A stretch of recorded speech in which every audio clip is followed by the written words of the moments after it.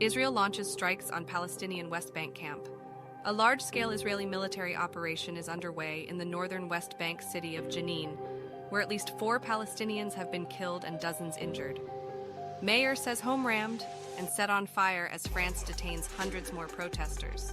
The mayor of a town near Paris says his home was attacked by rioters after he denounced the violence that erupted following the police shooting of a teenager. Hundreds of people have been arrested across France in the 5th night of protests. Greta Thunberg has accused Russia of ecocide in Ukraine. But what does that mean?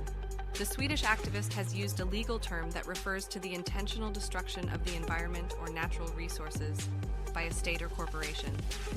She says Russia is committing ecocide by supporting separatists in eastern Ukraine who are fighting against the government. Mystery of Holocaust escape girls finally solved. For more than 80 years, the identities of 3 girls captured in an iconic photograph taken during a mass escape from a Nazi death camp were unknown. Now, thanks to a BBC investigation, their names and stories have been revealed. Ukrainian writer dies after Kramatorsk strike. A prominent Ukrainian writer and journalist has died from injuries sustained in a Russian missile attack on a restaurant in Kramatorsk.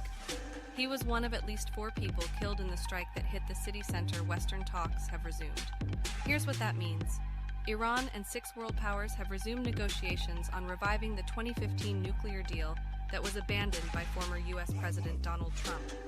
The talks aim to lift U.S. sanctions on Iran in exchange for limits on its nuclear program. Protesters break into Swedish embassy in Baghdad after Stockholm Quran burning.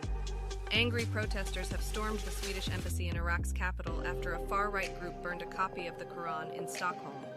The Iraqi government has condemned the attack and called for calm.